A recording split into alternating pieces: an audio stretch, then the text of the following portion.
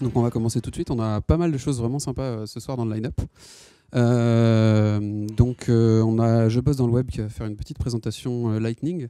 Ensuite, on va avoir quelques annonces. Donc je spoil Best of Web. On aura une place gratuite avec un concours. Ceux qui connaissent, Dimelo avait fait un concours à base de pull request. Donc l'idée ce sera, vous trouvez un projet open source de préférence Ruby sur GitHub qui a plus de 10 étoiles. Parce que voilà, c'est trop facile sinon. Vous faites un bout de code ou de documentation ou de n'importe quoi. Vous balancez votre pull request et après, il faudra trouver les modalités. Genre, vous le tweetez avec @parisrb ou vous l'envoyez par mail, je ne sais pas trop où encore. Et donc d'ici le prochain meet-up, donc le 2 juin, mardi 2 juin, on fera un tirage au sort à base de random sur tous les gens qui auront envoyé leur pull request. Voilà. Donc n'oubliez pas, la dernière fois, il y avait 5 participants et Papilip a gagné une PS4. Il était plutôt content. Donc là, c'est juste une place à Best of Web, mais bon, c'est une journée de conférence le 5 juin, donc c'est assez sympa. Ensuite, autre annonce, on va essayer de relancer un Rails Girls tout début juillet. L'idée, c'était d'essayer de coller un peu à toutes les conférences. Donc pareil, Laurent va probablement annoncer sa super conf Ruby Motion donc tout début juillet. Donc on fera certainement un Rails Girl juste après si on a assez de sponsors. Donc ce sera pas mal. On a également Apps Dev Alliance qui nous a proposé de vous faire un ticket gratos. Je crois que c'est des tickets à 10, 20 ou 30 euros pour un atelier stratégie des applications. Donc c'est pas à Paris puisque c'est à Microsoft ici les Moulineaux le 21 mai à 16h. Donc voilà, si vous voulez apprendre comment en fait c'est du App Store Optimization. Donc avant vous optimisiez pour être dans les bons rankings sur votre site web dans Google et puis maintenant c'est dans les App Store. Donc voilà, ils vont discuter de tout ça. Et puis Ferdinand viendra parler de Dotscale, il fera ça mieux que moi. What else fera une petite présentation et ensuite l'ordre n'est pas fait, donc je vais commencer par un truc de science et magie parce que j'aime pas la magie et que j'aime bien la science. Ensuite il y a Charlie et Emmanuel qui ont en fait un double talk. Charlie Emmanuel, je n'ai pas vu où ils s'étaient assis. Voilà, je sais pas lequel passe en premier en fait. Ouais, mais de vous deux. D'accord, super. Donc ça a l'air bon. Alors du coup, concevoir des logiciels en premier et ensuite Elixir Phoenix en deuxième. Ok, c'est super. Et donc après, désolé, c'est pour la fin, mais comme on dit le meilleur pour la fin, donc Laurent Sansonetti viendra nous faire un petit live coding Android plus iOS. Laurent, je sais pas s'il est déjà arrivé. Si t'es là. Ouais. Voilà, la dernière fois, il nous avait un peu tous retourné la tête et c'était vraiment super sympa la démo. Donc là, en plus, il y a des trucs nouveaux, donc ça va être top. Voilà. Pour le welcome habituel, donc c'est ParisRB, on a des sponsors qui sont très très sympas, grâce à qui on peut avoir de la nourriture. Donc on a un peu arrêté le côté pizza, c'est plutôt tartine de pain, terrine, fromage, tout ça, qui est très sympa aussi, et des boissons. Donc les sponsors à l'année, donc c'est Freelance Booking, Simplonco et 42 Epitach chez qui on squatte régulièrement, donc merci à eux. Et puis les jeudis, donc de toute façon les gens de Je bosse dans le web vous expliqueront un petit peu ça mieux que moi. Et puis tous ceux qui veulent sponsoriser le meet-up, donc c'est sympa, c'est un boost en termes de visibilité, c'est sympa. Et puis en général, il y a des retombées, c'est un bon moyen aussi pour le recrutement. Ça prouve que vous mettez votre argent là où vous pensez que c'est bon. Donc le line-up, je l'ai déjà parcouru très très rapidement. Qui est là pour la première fois à ParisRB ce soir? Ah ouais, ouais. Ah, d'habitude on a 50%, là c'est un peu plus. Donc c'est cool, bienvenue. Qui n'est pas là pour la première fois, levez la main. Et voilà, donc votre mission à tous, c'est de trouver un mec qui est là pour la première fois et d'aller lui dire bonjour. Voilà, donc de préférence pas tous le même, sinon il va se sentir un peu agressé. Non mais voilà, et c'est vrai que c'est super sympa de se sentir accueilli dans une communauté. Il y en a qui font pas ça, donc c'est triste. Si vous vous sentez l'âme d'un speaker, de venir sur scène partager des trucs, faut pas hésiter, il n'y a pas de souci, c'est super sympa. Déjà on est ouvert, ensuite quelque part vous apprenez vous-même vachement plus de choses, rien qu'en préparant votre talk pour pas avoir l'air ridicule. Et puis si vous n'êtes pas encore speaker, que vous avez peur, que vous croyez qu'il y a des choses qui sont pas pour vous, genre ouais mais non, mais moi mes 3 bouts de code, je suis débutant, je fais du Ruby depuis même pas 6 mois, c'est pourri. Faut pas hésiter parce qu'en fait il y a le public, il y a vraiment de tout. Et donc du coup, si vous êtes débutant mais que vous avez galéré sur un truc et que vous avez réussi à le faire, venez ici, parlez-en. Ça aidera sûrement d'autres mecs qui sont dans la même position que vous. Et puis si jamais il y a quelqu'un qui est plus balèze et qui croit que vous faites n'importe quoi, il a la politesse de ne pas être méchant et de se venger simplement en proposant le talk le mois d'après sur comment moi avec d'autres méthodes j'ai été plus loin sur la même voie. Donc c'est un petit peu ça la règle. Là, je pense pas qu'on va faire des cours Ruby. Est-ce que ce soir, il y a pas mal de gens qui sont intéressés pour apprendre le Ruby de zéro? D'accord, 1, 2, 3, 10, 15, 20. Wow, ils ont vu qu'il y avait des filles, ils se sont tous levés. Donc voilà, on peut essayer de faire ça dans une salle à côté. Je sais pas trop comment 42 peut faire ça, mais ça peut être sympa. Donc dans l'idée, est-ce qu'il y a des gens qui sont prêts à mentorer ce cours Ruby là ce soir? On a un seul mentor, tu vas être 2, 3, vous allez être super harcelés, mais merci beaucoup. Donc bah voilà, si à un moment donné vous trouvez ça opportun, par exemple juste après la pause bouffe, on regroupe les mentors et les futurs mentorés. Et puis voilà, c'est vraiment le open bar en général. Je préfère pas donner de programme pour ça parce que les gens découvrent et expliquent ce dont ils ont besoin et on travaille juste sur ça. Et sinon, on met pas mal de gens sur des petits sites sympas comme RubyMonk ou Ruby Warrior où vous pratiquez un tout petit peu de Ruby en rigolant, en jouant. Donc c'est assez sympa, c'est bien accompagné. Et puis vous pouvez continuer chez vous. Ça, c'est assez sympa. Par ailleurs, je ne sais pas s'il y a des gens ce soir qui l'ont fait, mais Christophe a repris le principe des Code Labs. Et les Code Labs, c'est super cool. En gros, c'est une soirée, donc il a promis d'en faire un par mois, et s'il ne le fait pas, il faudra le taper, ou lui rappeler sa promesse plus simplement. Et en gros, donc il fait ça à Numa, donc c'est en plein centre de Paris, c'est très pratique à accéder. Et on arrive, on se pose avec juste sa bonne volonté de découvrir des choses ou de partager. On choisit des repos open source et puis on hack dessus. Voilà. Donc là, c'est vraiment tous les niveaux, tous les trucs. Voilà, vous trouverez des gens pour échanger.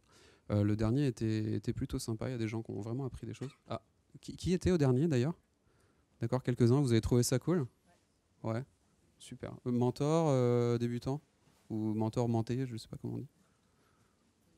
Les deux. Bon, en général, les mentors eux-mêmes apprennent beaucoup, donc c'est sympa. Voilà. Donc ceux qui veulent, sachez, il y a maintenant 2 meet-up par mois Ruby. Celui-ci avec les talks, la bouffe, etc. Et le code lab où juste il y a du code, quoi. Donc c'est très bien aussi. Vraiment, j'adore ça, c'est très sympa. Voilà, donc on remercie les sponsors. Et puis sur le line-up, voilà, on va pouvoir commencer et appeler les gens de Je bosse dans le web. Tout en sachant que Ferdinand pourra se préparer juste après les gens de Je bosse dans le web. Voilà. Alors, les gens de Je bosse dans le web sont pas là? Non? Bah écoute, Ferdinand, tu passes en premier alors. T'es pas prêt? Non mais tu fais ta star, c'est tout. Non, il n'y a plus de pizza. Ouais, on va changer ça. Alors cela dit, même ça c'est open source. Hein, vous allez sur le GitHub de Paris RB, vous pourrez faire ce que vous voulez avec. Bon, bonsoir. Je suis désolé, je vais commencer par peut-être un tout petit peu de promo. Le contenu, ça arrivera plus tard. Je suis l'organisateur de .scale. Bon, j'ai un associé avec qui on fait ça et on est une petite équipe. C'est une conférence sur la scalabilité. Alors oui, c'est pas une conférence sur Ruby. On en a déjà fait. Peut-être on en refera, on verra. Mais je pense qu'il y a pas mal de monde parmi vous qui bosse sur le back-end. Donc voilà, tout ce qui est système distribué, DevOps, base de données, log, data au sens large, back-end, quoi, on va dire. C'est tout ce dont on va parler durant la conférence. Il y a un discount sur le prix d'entrée qu'on vous passe, c'est de 30% en tapant Paris RB, en commandant votre ticket. Juste pour vous expliquer un petit peu, l'idée c'est qu'on essaie d'avoir des créateurs et contributeurs des plus gros projets open source sur scène. On va avoir le créateur de Redis, le mec qui a fait Jepsen, qui est un truc qui permet de pas mal tester les bases de données. Un des auteurs de Borg. Borg, c'est... Enfin, maintenant Omega, c'est l'espèce d'infrastructure de Google dont on n'entend jamais trop parler. Mais ils font un peu tout tourner là-dessus, donc c'est pas mal. Ça passe bien à l'échelle. Un des contributeurs majeurs de PostgreSQL. Voilà, le premier SRE le premier surtout, la personne qui a fait passer Reddit de 1000 messages par jour à plus d'1 million. Donc voilà, des petites contraintes, créateurs d'InfluxDB. Donc des bons speakers, ils vont passer pendant 20 minutes sur scène, ça va être vraiment super intéressant, super punchy, c'est une bonne journée. Alors c'est pas qu'une conférence d'un jour, .scale, il va se passer pas mal de choses durant la petite semaine autour de la conférence. Le samedi, on aura des workshops, il y aura une formation chef. Si vous voulez faire pratiquer un peu de DevOps, voilà, il y aura les gens de chef, il y aura probablement les gens d'IBM qui feront une formation sur leur pass. Le dimanche, on ira tous dans nos grands bureaux où on fera un peu tout ce qu'on veut. Le lundi, c'est la conférence et juste après, il y aura une vraie formation pour tous ceux qui débutent dans Chef, payante, mais sur 2 jours. Alors, voilà, il faut payer normalement, mais on peut se demander comment on peut venir gratuitement. C'est assez simple, il suffit de devenir ambassadeur. On en a 2 pour l'instant, on espère en avoir plus. Un ambassadeur, c'est quoi? C'est quelqu'un qui nous aide finalement à faire venir plus de monde à nos conférences. Donc on lui donne un petit coupon de réduction. Et puis, il partage ça avec ses amis et ils viennent, ses amis. À partir du moment où il y en a 5 qui viennent, il devient ambassadeur. Et lui, il aura une place gratuite. Il viendra avec nous la veille au dîner des speakers. Donc, on va aller dans un super resto, dîner avec tous nos speakers. Donc, c'est plutôt sympa. Puis voilà, on va le faire un petit peu. On lui fera un petit shout-out sur scène. On met sa tête sur le site web. Donc, ça, c'est comment on peut faire pour venir gratuitement. Comment on peut faire pour venir de façon assez maligne, si vous bossez dans une grosse boîte et que vous ne savez pas comment utiliser votre budget formation, on bosse avec ces gens-là, Oxiane, pour vous aider à qualifier l'entrée à la conférence en budget formation. Donc en gros, si vous ne savez pas où trouver les budgets pour vous faire payer la place à la conférence, vous pouvez utiliser ce système-là. Puis comment être un peu cool, nous on bosse avec 2 organisations qui sont les Duchesses, donc, qui aident les développeurs de sexe féminin à parler sur scène et à un petit peu se faire connaître. Puis Simplon, ils sont aussi sponsors ici, qui aident plutôt les personnes défavorisées à un petit peu se lancer dans le code et dans le développement pour faire éventuellement carrière là-dedans. On a des tickets où en fait le principe c'est vous achetez 2 tickets, il y en a un pour vous et puis l'autre il ira à quelqu'un qui vient de chez Simplon ou une duchesse.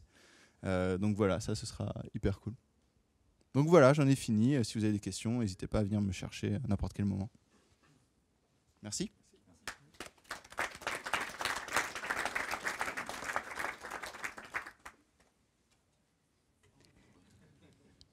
Ok, bonsoir à tous. Donc je me présente, je m'appelle Fanny. À ma gauche, vous avez John. Et en fait, nous faisons partie de l'association What Else, qui est une association qui a pour mission de faire émerger et d'accompagner l'innovation en santé, et notamment à travers les nouvelles technologies. Donc voilà, on a quelques minutes aujourd'hui pour vous présenter, mais surtout à travers d'exemples, parce que c'est beaucoup plus concret, ce que le domaine de la e-santé peut apporter et peut vous procurer en termes, vous, d'opportunités. Donc, je commence. Alors, par contre, j'ai besoin de votre participation. Ne me laissez pas seule. Qu'est-ce que vous voyez en haut à droite de l'écran? Donc, juste ici. Alors, bon, ça va être plus simple. Juste ici. J'ai entendu une lentille. Et effectivement, c'est la Google Lens. En fait, c'est la lentille connectée de Google qui permet de monitorer le taux de glycémie. Alors, elle est très, très pratique pour les diabétiques. Ce qu'il faut savoir, c'est qu'il y a 600 millions de diabétiques prévus dans le monde d'ici 2030. Donc, c'est un très, très gros marché. Et grosso modo, cette lentille permet d'éviter de se piquer le doigt plusieurs fois par jour pour monitorer ce taux de glycémie. Et surtout, ça permet aussi d'être beaucoup plus réactif pour ajuster son taux d'insuline. Deuxième exemple. Ici. Pardon ? Ouais, un peu plus précis. Donc, il y a déjà IBM, c'est pas mal. Donc en fait, je vous présente Watson. Ça, c'est Watson. Donc Watson, on a commencé à en entendre parler en 2011. Watson, c'est le super ordinateur d'IBM qui a battu le vainqueur de l'émission Question pour un champion. Ce qu'il faut savoir, ouais, c'est comme ça qu'on l'a connu. Ce qu'il faut savoir surtout, c'est que depuis, l'eau a coulé un peu sous les ponts. Et Watson est utilisé maintenant dans les centres hospitaliers américains, surtout en cancérologie, pour aider les médecins. L'objectif, c'est d'aider au diagnostic. Donc, par exemple, Watson va revoir les IRM pour voir s'il n'y a pas des choses que le médecin n'aura pas vues à l'œil nu. Et 2, aider à la prise de décision sur le traitement. Donc, surtout, en fait, l'important, c'est qu'il va prendre en compte les symptômes à l'instant T qu'un médecin aujourd'hui ne pourra pas faire. Donc, par exemple, s'il y a une baisse de votre tension, s'il y a une prise de poids, etc., Watson est alerté et peut alerter à son tour le médecin. Donc en fait, ce qu'on voit, c'est que là, il y a 2 exemples de GAMFA. Je pourrais en trouver vraiment beaucoup d'autres.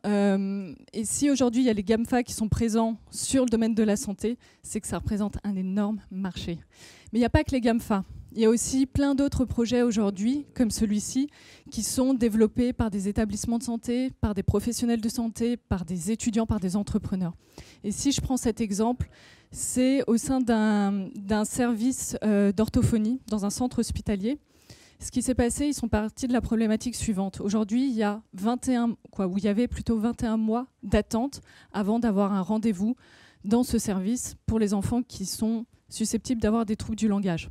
21 mois, quand on a quelques mois ou quelques années, c'est juste énorme.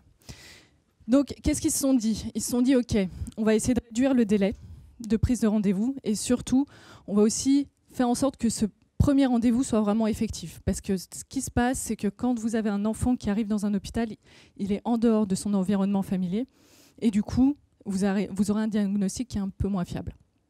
Donc, armée de développeurs, ils ont créé une application mobile qui, permettait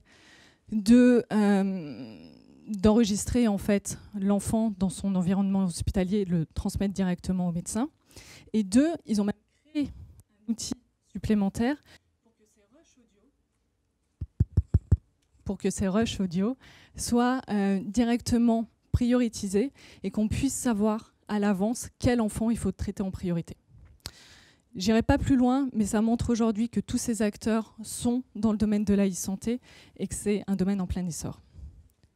Je vous ai montré des images. Oui, c'est là où c'est aussi très très intéressant, c'est que c'est un marché qui a ses portes qui sont pleinement ouvertes et qui accueille tout le monde à partir du moment où il y a des compétences, une personnalité et une envie de développer des projets innovants.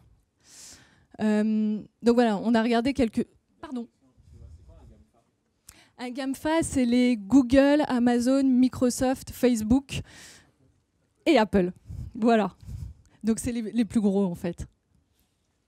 D'autres questions avant que j'enchaîne ? Ok, donc si maintenant on passe quand même à quelques mots, pour vous donner un périmètre, un peu une idée de la e-santé, on a pris la définition de la Commission européenne. Donc pour la Commission européenne, la e-santé, c'est l'application des technologies de l'information et des communications à l'ensemble des activités en rapport avec le domaine de la santé. Donc c'est super, c'est vrai, mais c'est très très large comme définition. Pour être un peu plus précis, l'objectif vraiment de la e-santé, c'est passer de la médecine curative. Donc la médecine curative, c'est la médecine où on soigne, à la médecine préventive. On va anticiper. Et pour ça, on va travailler sur 3 piliers en ce moment en France. L'éducation à la santé, c'est-à-dire quand on a une maladie chronique, on va essayer d'améliorer un peu la vie du patient autour de ça. La médecine ambulatoire, c'est éviter l'hospitalisation pour avoir des interventions quotidiennes, on va dire on rentre et on sort dans la journée. Et après, le parcours de santé de patient, c'est améliorer l'expérience du patient. J'en finis avec quelques datas. Comme je disais, il y a des enjeux médicaux qu'on vient de voir, mais il y a des enjeux surtout économiques. Tous les jours, on nous parle du trou de la sécurité sociale. Ça, c'est une réalité. Mais ce que je peux aussi apporter aujourd'hui, c'est qu'il y a 11,8% du PIB de la France qui est consacré aux dépenses de santé. C'est énorme. Et ce que ça représente, c'est que tous les politiciens aujourd'hui veulent aussi réduire ces dépenses de santé et sont très ouverts à l'intégration des nouvelles technologies pour faire ça.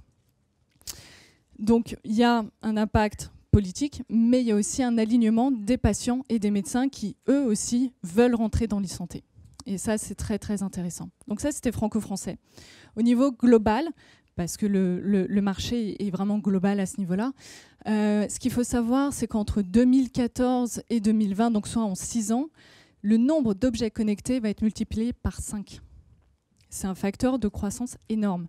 Et ce qu'il va y avoir aussi, c'est qu'en 2017, on va parler de 3,4 milliards de patients connectés dans le monde. Voilà, ça c'était quelques données. Aujourd'hui, si on est là, c'est pour vous dire que c'est un marché en plein essor. C'est un marché qui est plein d'opportunités, plein de projets innovants à créer, si vous voulez travailler aussi avec des professionnels de santé. Et c'est surtout l'occasion pour vous de faire la différence, tout en vous amusant, tout en faisant ce que vous aimez, et d'être acteur un peu dans la société et de travailler pour des choses d'utilité publique parce qu'un jour ou un autre, on est toujours patient. Voilà. Maintenant, je suis ouvert à vos questions. Et peut-être que avant, John va dire un petit mot sur l'association, comme ça vous pourrez mieux nous cibler. Merci. Alors moi c'est Jonathan, je suis l'un des cofondateurs de l'association. Donc maintenant ça fait à peu près 1 an qu'on a fait le tour des hôpitaux à peu près sur Paris. Et on a fait émerger beaucoup de projets déjà aujourd'hui qui sont, et on a eu beaucoup de chance là-dessus, ils sont portés par les plus grands professeurs vraiment de ces hôpitaux. Et ces professeurs appartiennent aux meilleurs instituts de santé de l'écosystème parisien. Et aujourd'hui, ces projets, en fait, ils ont besoin de personnes comme vous pour pouvoir être développés, pour pouvoir aboutir. Et donc, nous, on vous propose de les rencontrer. Pour ça, ce qu'on a mis en place, c'est un concours d'innovation qu'on a appelé sous le terme de hackathon, tout simplement parce c'est le terme le plus connu. Mais pour nous, c'est plus que ça. Et ce hackathon, en fait, on a une vraie différence, c'est qu'il n'est pas financé par des industriels, c'est uniquement des fonds publics et du mécénat.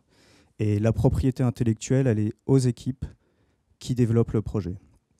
Et donc ce concours va permettre aux équipes qui ont participé d'ensuite intégrer une structure d'accélération qu'on est en train de mettre en place pour tout simplement que ces projets ne restent pas que des idées mais se concrétisent réellement, quelque chose qu'on voit qui ne se fait pas actuellement. Et donc ça, ce sera notre hub où là, il y aura des chefs de projet pour vous aider à développer l'outil complètement et aussi le tester et l'implémenter dans le système de santé grâce à notre réseau de partenaires. Donc ça, c'est toute la boucle, si vous voulez, de ce qu'on propose. Ah, je vous remercie, et puis si vous avez des questions, n'hésitez pas. Des questions sur le domaine ? Vous parlez de projets que vous avez déjà fait émerger, est-ce que vous avez un exemple ? Vous parlez de projets que vous avez déjà fait émerger, est-ce que vous avez un exemple ?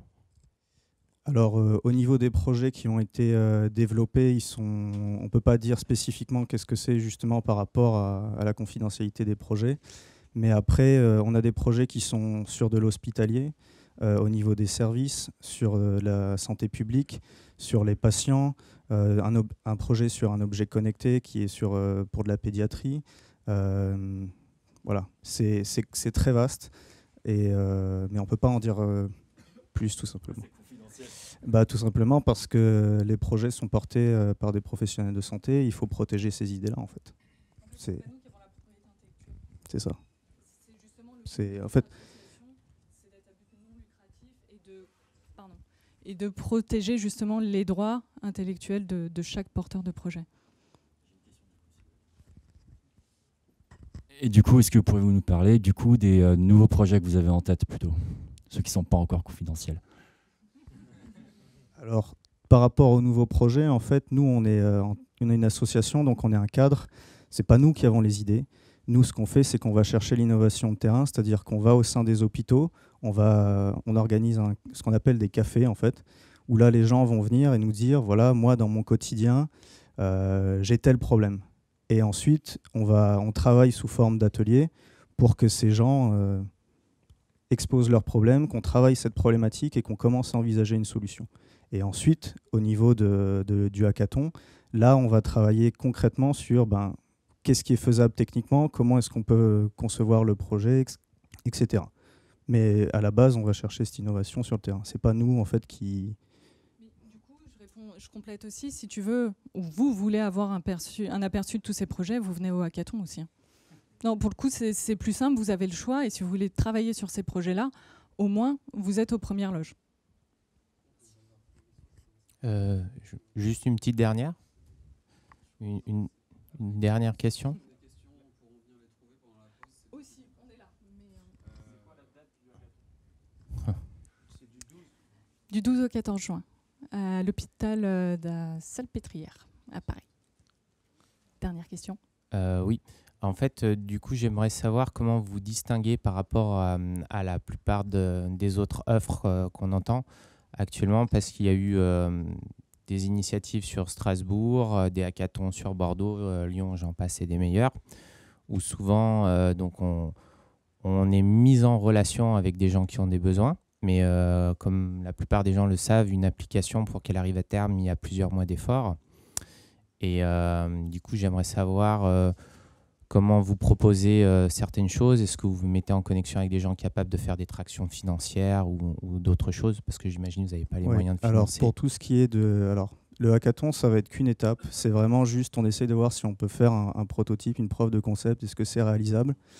Après, on met en place un accélérateur de projet justement pour reprendre le projet au début, bien le concevoir, bien faire un bon cahier des charges, bien l'avancer. Et après, on ne lâche pas les équipes. C'est-à-dire qu'en fonction de ce que vous voulez faire du projet, on accompagne les gens soit dans monter une entreprise, soit vendre un brevet, etc., dans les démarches.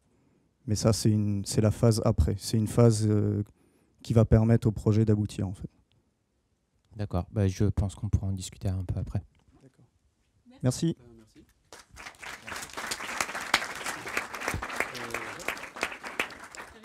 Je vous rends ça, il n'y a pas de souci. Alors, je ne sais pas comment je vais m'installer du coup, parce que je vais faire une démo. Hop. Pas de talk D'accord, c'est trop court. Hop. Alors, est-ce que ça va marcher? Ça marche pas. Super.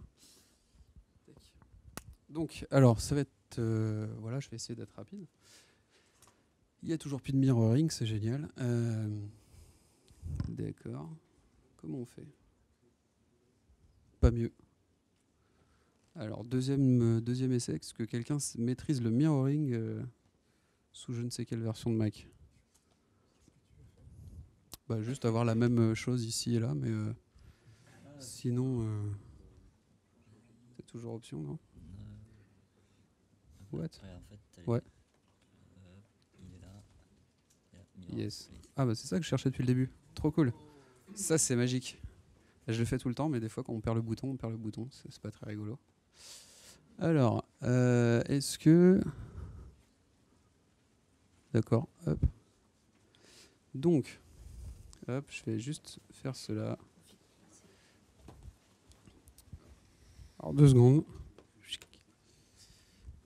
Et alors, je sais pas si vous allez bien m'entendre comme ça, parce que du coup, ça va être à distance du micro. Hop. Vous m'entendez comme ça ou pas? Oui, très mal. La régie, c'est pas énorme. Hop, ça marche mieux? Voilà. Super. En plus, j'ai la classe comme ça, c'est super. Alors voilà, donc magie. Alors justement, je vous le disais, j'aime pas la magie. Donc quand c'est un peu trop magique, j'aime pas trop. Voilà. Je vais essayer de pas trop bouger, même s'il faut que je tape à l'écran. Donc alors l'idée, c'est que Ruby, c'est un monde où on aime beaucoup la magie. On aime bien les trucs genre Rails Scaffold, genre la métaprog, genre oh là là, c'est super, il y a des requêtes qui sont toutes seules en base de données parce qu'on a un ORM magique. Et puis après, quand vous faites des vrais trucs un peu poilus, du genre des trucs bien nested, ou du genre, tiens, il y a un workflow un petit peu compliqué avec, il y a un truc qui doit se sauver avant l'autre, et puis un truc qui doit se supprimer avant l'autre, etc. Et bien, vous commencez à dire, flûte, en fait, il faudrait que mes triggers ils se fassent dans un certain ordre, etc. Vous êtes un petit peu coincé, donc c'est un peu malheureux. Et donc moi, j'aime pas la magie. Et donc, dans notre entreprise, ce qu'on a fait, c'est un projet scientifique où du coup on va faire nos projets sans la magie de Ruby et ça se passe beaucoup mieux du coup en termes de sécu, de perf, etc. Donc je sais pas, est-ce que vous avez une idée d'appli qu'on peut faire en 5 minutes là rapido, je sais pas, un petit CRUD tout simple, c'est juste histoire de montrer, là il n'y a rien dans les manches, il n'y a rien dans les poches, c'est vraiment on va faire une appli, on va faire une to-do list. Ok, on va faire une super to-do list. Donc ce qu'on aime, donc ça c'est l'outil de ma boîte, donc ça s'appelle Favicon Designer, et ça c'est l'appli qu'on va produire en même temps. Donc tout ça c'est un IDE Cloud avant les IDE Cloud. Et puis donc on va faire une to-do list. Alors on va dire voilà, j'ai fait un nouveau modèle qui s'appelle les to-do. Puis on va le voir dans le menu, voilà, c'est trop dur. Et puis on va lui mettre un layout bootstrap parce qu'aujourd'hui tout le monde met des layouts bootstrap. Voilà. Donc c'est super. Et puis ce qu'on ferait dans sa console en Rails avec du scaffold, on va lui ajouter un champ. Donc là, en drag and drop, c'est rigolo. Et puis mon champ, ça va être le titre de ma to-do list. Et puis, je sais pas, qu'est-ce qu'on met dans une to-do list? On va peut-être mettre un commentaire. Et qu'est-ce que vous voulez mettre d'autre? Alors une date de quand ça a été fait ou une date de quand vous voulez la faire? Les deux? Ah, c'est trop super. Donc date, je sais pas moi, comment on appelle ça, la date à laquelle il faut la faire? Date d'échéance. ça réveille en moi des mauvais souvenirs, donc je mets un peu plus de temps à le taper, date d'échéance, voilà. Mais ouais, c'est la déchéance. Et puis une date aussi, une date par exemple à laquelle c'est fait, voilà, done. Voilà, c'est super. Donc là, je suis content, j'ai fait mon appli. Donc certains pourraient dire non, quand même, t'as pas fait une appli, tout ça, t'as fait 3 clics et 2-3 trucs, alors bah... Non, c'est pas magie, c'est de la science. On a fait un robot qui fait ça à ma place. Non, parce que, alors en fait, j'ai oublié de vous dire un truc, c'est que je suis quelqu'un de très paresseux, et comme toute personne, comme tout bon informaticien, j'estime, quand il y a quelque chose à faire et que j'ai pas envie de le faire, ben, je me dis, il n'y a pas un robot qui pourrait faire ça. Et comme ça, ben, on a fait un robot qui fait ça. Voilà. Donc c'est ma to-do. Donc je suis plein d'inspiration, donc super inspiration. Voilà, hop, tac. Et puis voilà, date d'échéance. Donc on va se dire pour demain. Alors, malheureusement, c'est pas encore fait. Donc la Rails, il est pas super pratique pour nous faire ça. Et puis bah voilà, on a une appli qui marche, quoi. C'est pas très joli, même si c'est du Bootstrap. Et puis voilà. Donc après, on s'est dit bon, c'était un peu easy quand même. C'est pas très intéressant. Et puis en général, quand on commence à avoir un premier prototype, on va voir le client. Donc le client, on l'aime bien, et en même temps on le déteste parce qu'il nous demande plein de trucs pas très pratiques. Donc voilà, il va nous dire que le titre, je sais pas moi, il a un certain style CSS. Alors je sais pas, je vois qu'il est en gras et en rouge. C'est dans ma bibliothèque de trucs standards, mais je pourrais en faire un autre. Et puis il me dit ce serait bien qu'on ait quand même un date picker pour la date d'échéance, et puis ce serait bien qu'on ait un date picker pour done, quoi. Je fais bon, d'accord. Donc voilà, donc je suis allé j'avais mon onglet modèle, j'ai donné mon modèle, j'avais mon onglet vue, j'ai donné ma vue. Donc sans trop de surprise, on va se demander si le robot il a fait ça. Donc déjà on a le titre comme il faut. Et puis on va faire un to-do 2, donc je sais pas, un to-do 2. Et puis voilà, on a un date picker, et puis cette fois je vais le mettre pour la semaine prochaine, et puis bah je l'ai pas encore fait. Et là ça marche parce que dans les date pickers ça marche. Voilà. Donc ça c'est un petit robot qui a codé à ma place. Après, le générateur de code. Alors il y a de ça, mais pas que, puisque justement en fait nous un autre truc qu'on n'a pas aimé, c'est que on a cherché à enlever la magie, et on s'est dit bah les générateurs de code c'est cool, et en fait les générateurs de code il y a plein de magie dedans qui sont pas terribles, notamment le fait que quand ça génère ton code, bah tu peux pas aller au plus profond du code pour changer ce que tu veux. Donc tu es un petit peu malheureux, et puis voilà, ça se passe mal, quoi. Donc nous on s'est dit ce serait bien d'avoir comme un générateur de code ou comme un IDE, mais en même temps, si jamais tu sais vraiment ce que tu veux faire, tu veux changer un truc très précis, par exemple le ball de Red vous plaît pas, donc bah voilà, vous voulez le faire, et puis vous connaissez un peu de CSS, ou alors vous y connaissez rien, hein, donc je sais pas, déjà vous voulez changer la couleur, alors vous êtes trop fort parce que vous êtes un vrai, vous le faites en code, ou alors on se dit bah non, en fait j'ai juste envie de le mettre là, j'ai envie d'enlever le bold, et puis je sais pas quelle couleur je veux prendre, donc je vais faire comme ça. Alors du coup, c'est franchement plus trop Bold and Red, mais voilà, c'est titre de to-do, quoi. Et donc on va faire comme ça. Ah super, hein, j'ai pas les droits. Alors ça c'est l'application, je suis désolé pour elle, c'est mon application de démo, donc forcément elle souffre un peu le martyre. On met des choses dedans, on la vide très régulièrement, donc c'est pas très rigolo. Donc un autre truc qu'on aime bien faire quand on fait des to-do, ce sont des catégories. Donc catégorie, même principe, on va aussi lui mettre, on va pas lui changer son layout. Et donc ma catégorie, ben, de base, effectivement, elle va avoir un nom de catégorie. Voilà. Je sais pas moi, non. Voilà. Et puis cette fois, on a envie d'être un peu plus malin. On s'est dit non, quand même, le nom, c'est quelque chose d'obligatoire. Donc on va mettre des validations. Alors c'est obligé qu'on mette une catégorie, puis de préférence, c'est obligé que ce soit unique. Donc voilà. Si on voulait des validations un petit peu plus compliquées, on pourrait se les coder soi-même, bien entendu. Et puis, bah, on va associer ça, puisqu'une catégorie, ben, ça a beaucoup de to-do. Voilà. Donc ça semble à peu près simple. Et puis bah, si je vais voir ensuite dans l'appli générée, je peux effectivement avoir des catégories. Donc c'est trop bien. Je vais mettre la catégorie par IRB, dans laquelle je vais mettre mon to-do. C'est super, ça marche. Et puis on va faire une autre catégorie dans laquelle on va mettre travail, dans laquelle on va mettre la to-do 2. Voilà. Donc c'est super, c'est facile, c'est magique. Parce que j'ai pas eu envie de le mettre. Voilà. Ouais, c'est comme tu veux en fait, mais si tu veux que ce soit en bootstrap, il n'y a aucun problème. On va changer de layout, j'en ai plein à dispo. Donc bootstrap 3, voilà. Dans nos autres applis, on l'a mis un peu plus joli. Ah, hop.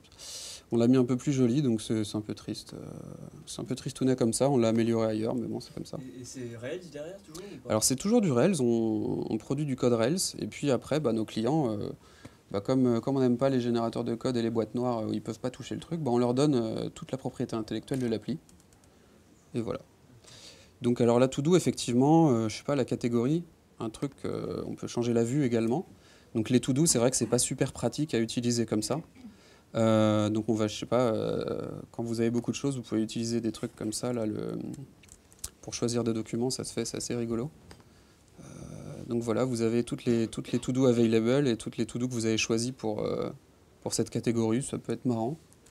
Et puis quand vous allez côté produit, la catégorie, voilà, vous allez la choisir dans un truc, dans une select box, donc c'est pas très joli non plus. Vous vous dites, ce serait quand même bien que le robot il code à ma place, et il sache qu'il y a des choses de base du genre choisir dans une liste. Et donc vous choisissez votre composant, choisir avec des boutons. Et puis quand vous rechargez votre page, voilà, ça vous attend avec des boutons, quoi. Alors je suis désolé, vraiment la CSS elle est pas ouf aujourd'hui. Ouais. On peut jeter un coup d'œil très rapidement au code justement, ouais, pas de souci. Au contrôleur, au modèle que ça génère. Il n'y a pas de problème. Alors, c'est quelque part dans le panneau d'admin. Hop.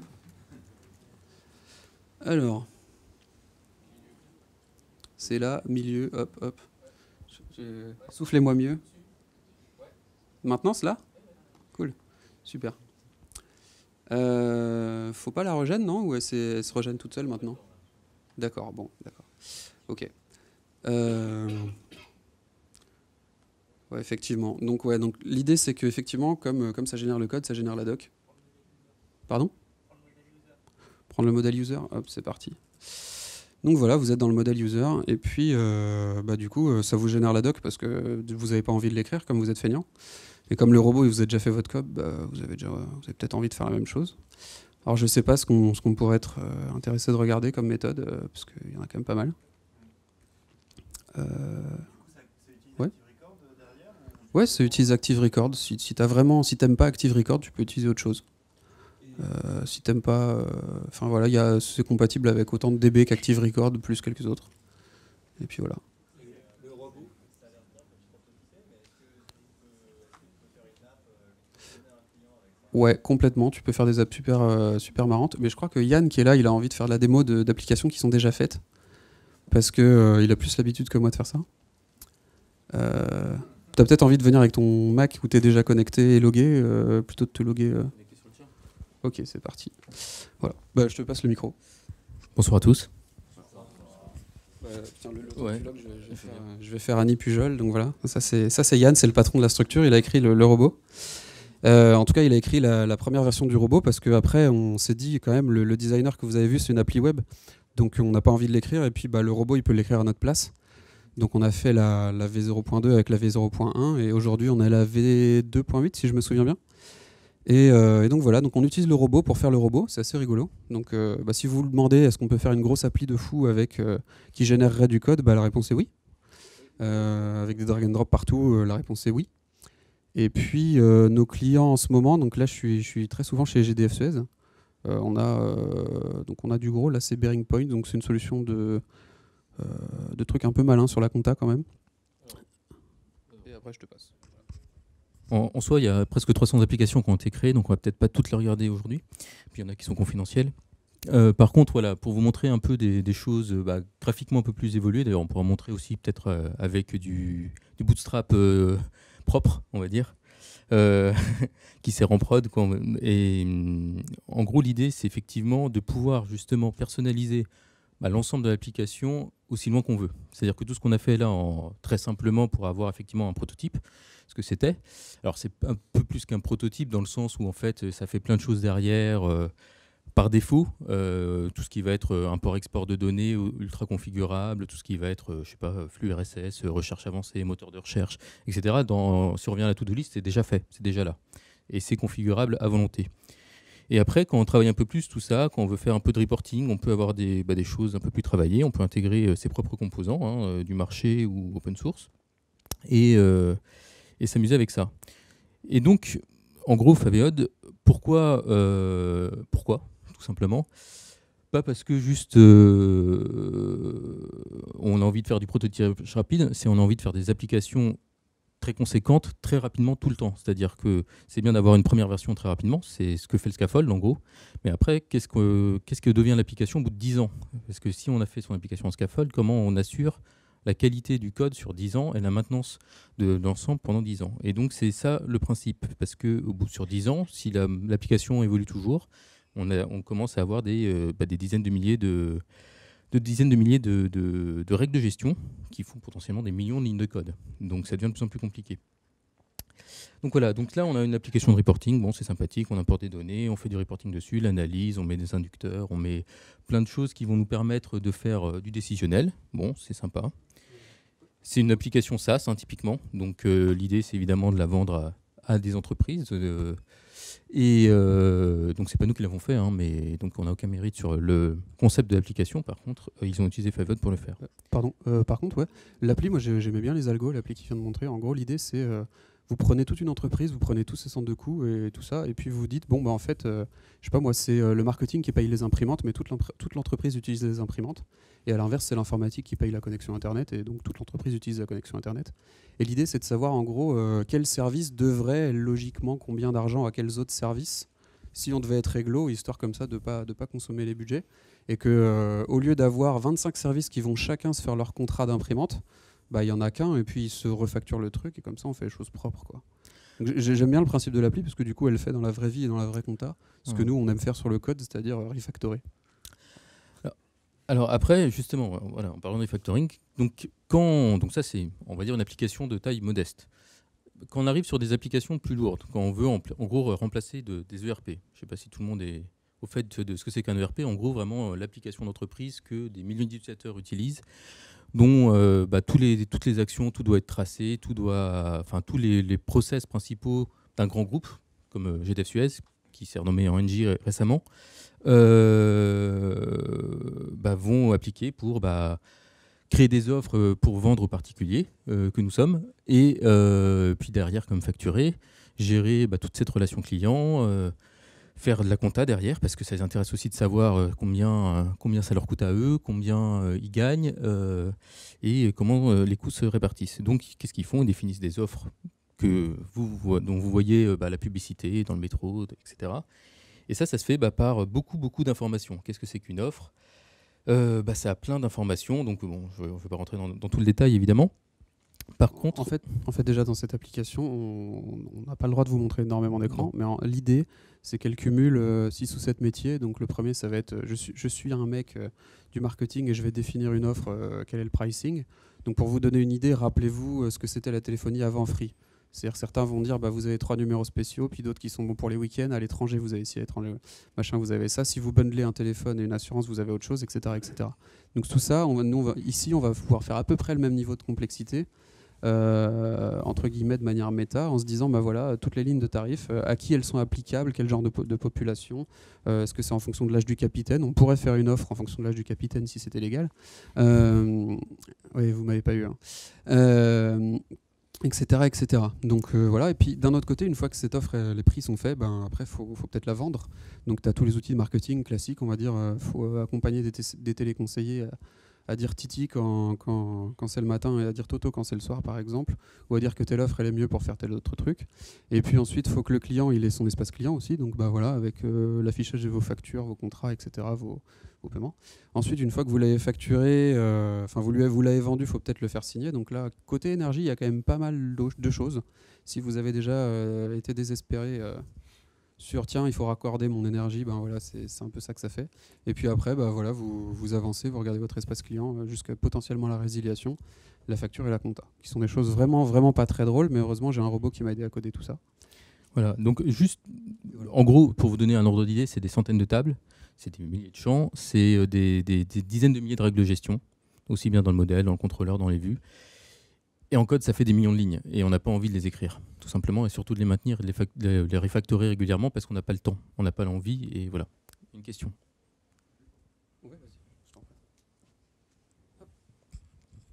Justement, sur l'aspect maintenance, comment vous gérez le truc avec les versions de Rails qui s'incrémentent chaque année, avec tout ça? Comment vous faites qu'une application comme ça, en gros, justement, dans 10 ans, elle soit toujours maintenable et qu'elle ne soit pas encore dans Rails 3 dans 10 ans, quoi? Tout à fait. Justement, l'intérêt, c'est d'être indépendant finalement le plus possible de la technologie. C'est-à-dire que là, on est indépendant déjà du framework JavaScript, on peut le choisir.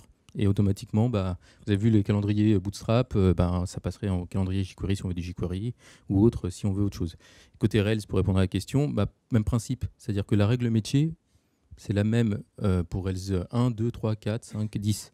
Et donc, comme on a décrit que la règle métier, le designer, en fait, il a l'intelligence de comprendre que comme la cible, là, maintenant, on va plutôt prendre la dernière version, eh bien, il va savoir le traduire dans le code qui correspond à la bonne API pour la bonne technologie.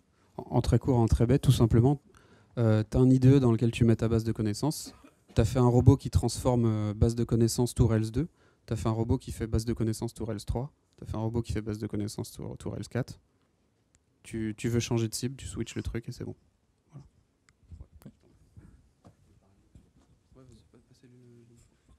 Il faut que ça enregistre. Bonsoir.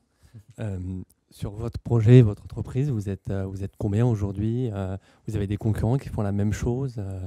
Alors, pas sur la technologie, mais sur votre projet, votre histoire. Alors aujourd'hui, on est 6. Donc la société existe depuis 2007. Voilà, on fait pour certains d'entre nous du Rails depuis 2004, donc vraiment le tout début. Et même avant, il y avait une version Java qui existait, mais bon, quand Rails est sorti, Java est parti.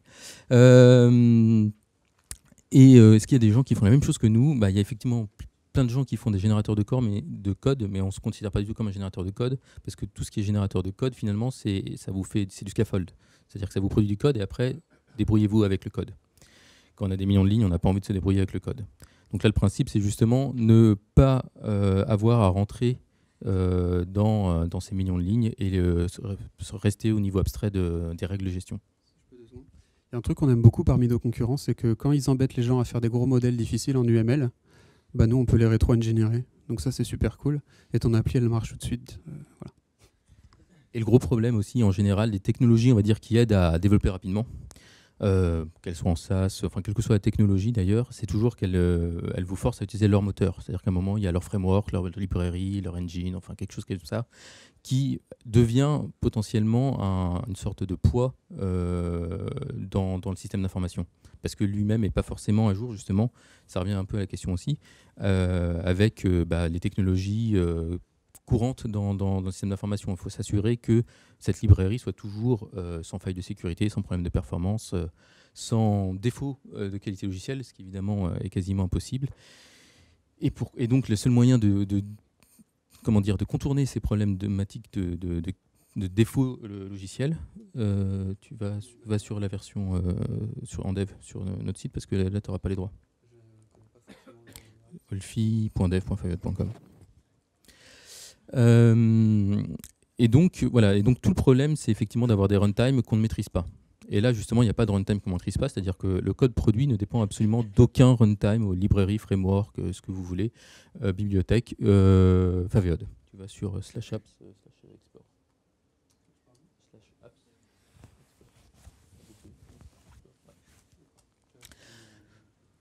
Voilà, vas-y. Voilà, et donc l'idée après, c'est évidemment, tout ça n'aurait aucun intérêt si on était bridé d'une manière ou d'une autre fonctionnellement. C'est-à-dire si on ne pouvait pas se servir de n'importe quelle technologie, si on ne pouvait pas faire n'importe quelle règle métier, n'importe quelle interface graphique. Alors avec le vidéoprojecteur, malheureusement, on voit très très mal la carte. Là, il y a la carte du monde. Ça ne se voit pas. Ouais. si. Donc, regardez l'écran. Zoom un peu. Ouais, on voit les pays qui s'affichent. Ah, voilà, là, on voit les contours. Clique sur un seul pays, genre le nôtre, ou les voisins. Hein. Pas la peine d'être chauvin. Mais voilà. Et donc, on peut s'amuser à faire des SIG comme ça. On peut s'amuser à faire des moteurs de règles extrêmement complexes, des moteurs de facturation comme pour GDF.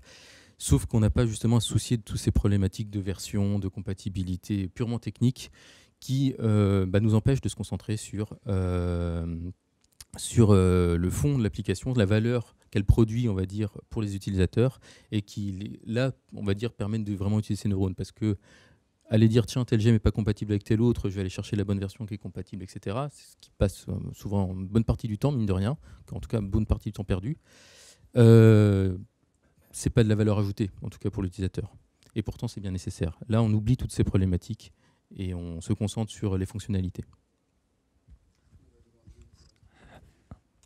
L'outil, il est disponible, j'ai vu sur le site, pour des très très grosses boîtes. Il est disponible aussi pour des gens qui sont un peu plus petits. Typiquement, ça c'est une start-up donc, pour financer des films, mais derrière c'est une start-up donc, qui a lancé ce projet et donc qui permet justement de regarder tous les fonds de subvention pour les films et qui permet justement aussi de calculer en fonction des critères de votre film tout ce que vous pouvez avoir comme subvention en fonction du casting, des lieux de tournage, tout ça. C'est un éditeur de logiciels et Tweed et des gens qui sont agences ou freelance. Eh bien, suffit d'avoir le besoin, j'ai envie de dire. C'est vrai que c'est assez drivé finalement par le client. Aujourd'hui, c'est beaucoup alors les DSI des grands comptes effectivement qui le demandent, mais on a aussi des startups qui sont un peu lancées grâce à ça. Vous connaissez peut-être Job Teaser, vous connaissez peut-être Rollotrip. Enfin, il y a pas mal de petites startups qui sont lancées grâce à Favod parce que en Job Teaser, c'est monsieur qui l'a fait. La V1. C'était quoi la première version? Combien de temps? Quelques semaines. Enfin, c'était quelques semaines. Enfin, c'était assez rapide. L'idée, c'est tout dépend en fait. Tout dépend comment tu as envie de développer. Et typiquement, ce que nos clients vont nous dire, c'est tu as des SaaS à la Salesforce où ton investissement est normalement de zéro. Et sauf si tu customises des trucs. Voilà. Et ton coût n'est que sur le run. Et à l'inverse, Favod, ton coût va être au moment où tu développes, donc à l'investissement. Et après, c'est à toi, tu te le gardes et tu fais ce que tu veux. Voilà. C'est juste des courbes de mathématiques. Et à quel moment elles se croisent, et toi, est-ce que tu es avant ou après l'endroit où elles se croisent. Voilà, c'est bête comme chou. Voilà. Ouais. On va pas forcément avoir le temps de beaucoup plus de questions pour laisser Charlie et Emmanuel. Ouais. Est-ce que c'est vous qui gérez le hosting pour vos clients ou vous donnez le code et c'est à eux de se débrouiller? Ok. D'accord. Encore une fois, on n'est pas là pour choisir à leur place. Donc il y a quelques clients qui disent moi j'ai pas envie de gérer ça, vous héberger, mais c'est franchement pas notre métier. Et il y a quand même les trucs comme les GDF, les trucs comme ça, tout ça. Quand tu mets des données trop confidentielles ou que tu n'as vraiment pas envie que ça sorte, tu te le mets chez toi avec parfois des procédures de déploiement qui sont particulièrement tordues. Mais bon, ça va. Je vois quelqu'un qui rigole, mais voilà.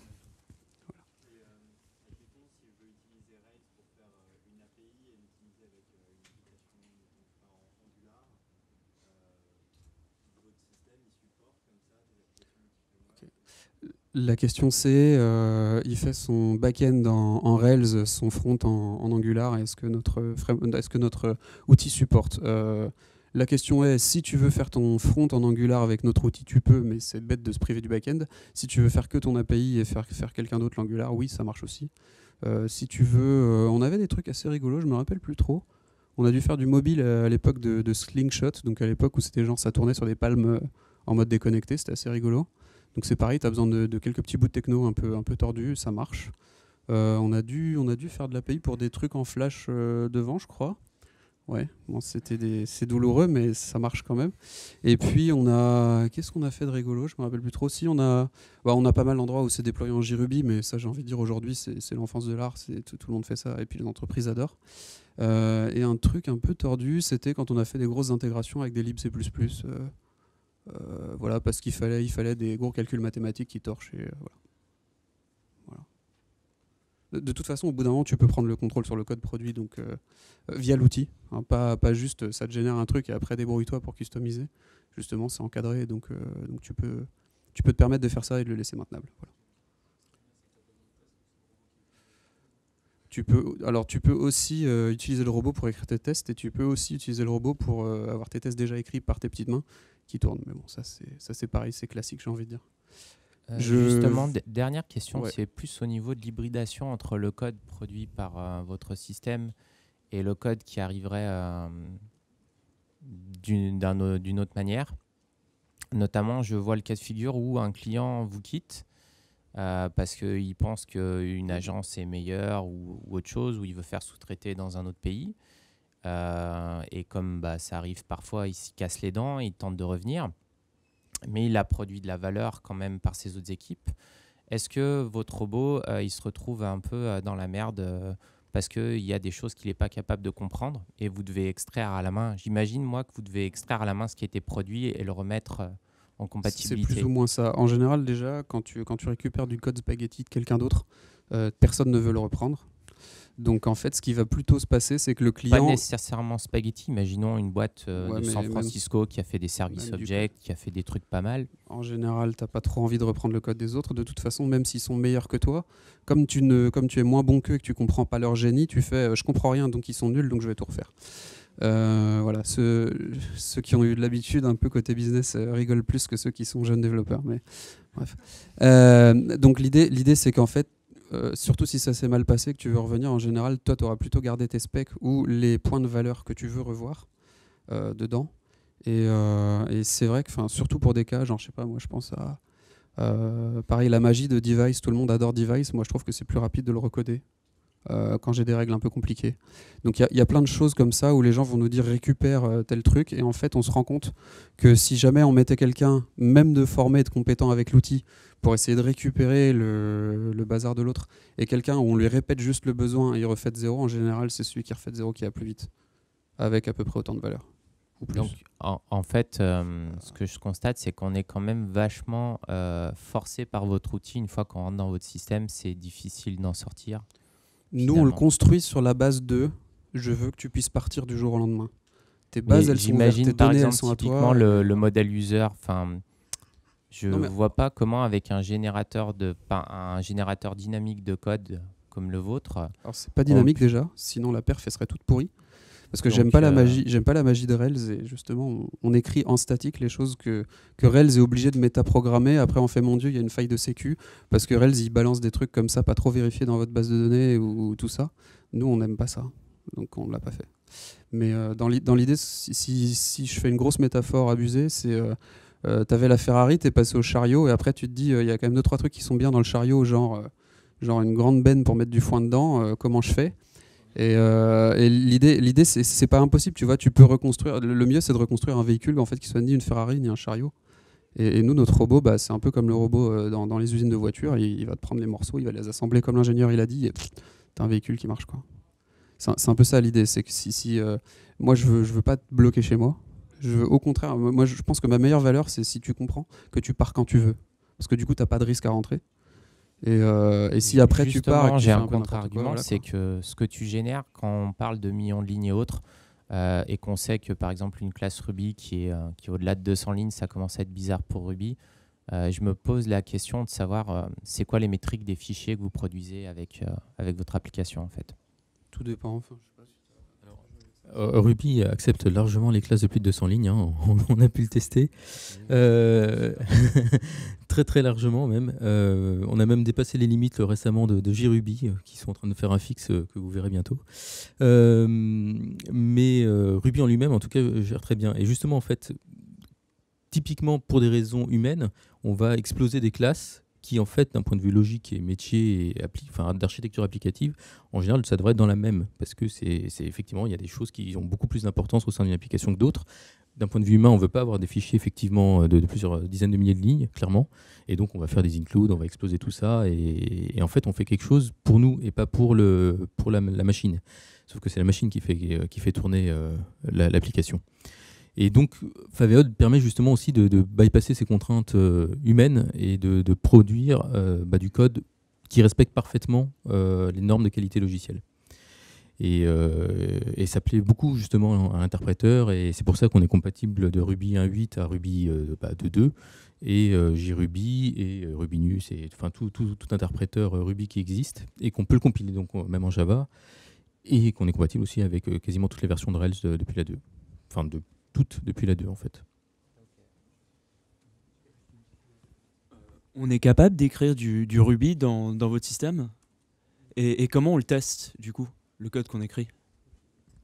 Alors oui, on peut tout à fait dire, tout à fait. En fait, on veut, pour écrire du Ruby, typiquement qu'on va écrire un algorithme à forte valeur ajoutée.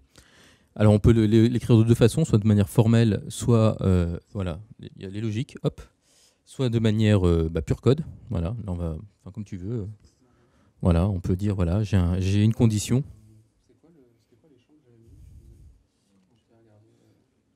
échéance et done. Voilà, donc on peut le faire, les couleurs et tout ça, ça passe pas très bien en vidéo proche, mais c'est pas grave. On peut écrire vraiment nos conditions et on veut pouvoir se concentrer là-dessus. Et comment on le teste? Eh bien tout simplement, si on va encore plus bas, on va le voir juste quand il aura fini de coder sa règle. Tout est dans du web. Eh bien, voilà. Et voilà, et on peut lui demander de produire le code qui correspond. Bon, là, c'est un exemple très simple. Et après, on va pouvoir en fait le tester. Si tu peux montrer les tests en dessous, bah, donne-lui un nom, sinon il va pas accepter. Voilà, donc il est intelligent, il vous laisse pas écrire n'importe quoi, il va pas accepter de le sauvegarder. Voilà, et là, on peut écrire et définir des tests, donc sous forme de code aussi ou sous forme formelle, et qui correspond. Là, on peut lui dire qu'est-ce qu'on teste là-dedans, dans ce test. Et derrière, on a le moteur d'exécution de test, évidemment, qui va passer et qui va nous dire en permanence si on est bon, quoi. Voilà. Mais ça permet justement de faire vraiment, on va dire, le cœur et la valeur qui sont ces algos qui sont en Ruby et qui sont très bien en Ruby. Sinon, j'aime pas les stagiaires qui oublient de mettre la fin à une div. Donc, voilà, si tu veux faire une div, t'oublieras jamais la fin. Voilà. Mais si tu as envie de le reprendre à la main parce que tu as trouvé un code sympa sur Google, tu peux le faire aussi. Voilà, ce genre de choses. Donc c'est prévu pour le codeur et pour le pas codeur, quoi. Voilà. Mais Manu, t'es prêt? Oui, alors le Wi-Fi, le code, le Wi-Fi c'est 42 events et le mot de passe c'est events_2015. Voilà. Ah, c'est en vidéo, c'est cool. Tout le monde pourra le prendre. Voilà. C'est bon, t'as tout ce qu'il te faut?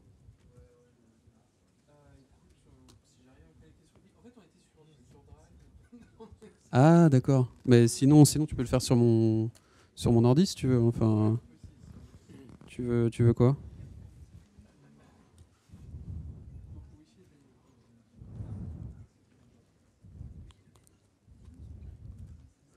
C'est pas. Ouais, tu sais.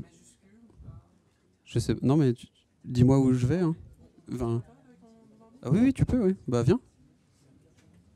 C'est juste que c'est en QWERTY. Ah, bref.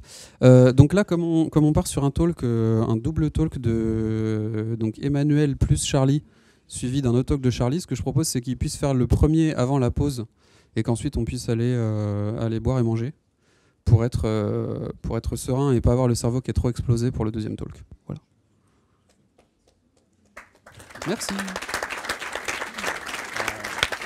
C'est génial.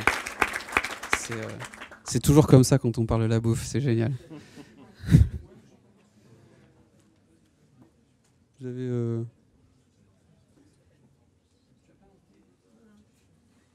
Non mais venez, c'est pas la peine de faire vos stars.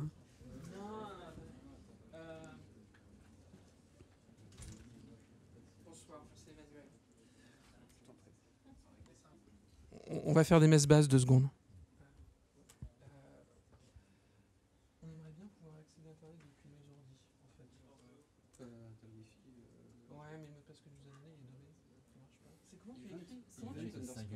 Singulier. Et E minuscule? Ouais, tout en minuscule. D'accord, ok. 42-event. Non, 2015, pardon. Et c'est... Ça ? Ouais, c'est ça. Et là, il y a 70 personnes qui sont connectées avec 4 devices chacun. Sinon, moi, je suis prêt à le faire sans transparent aussi. Hein. Bah, nous verrons nous. Non, tu veux pas?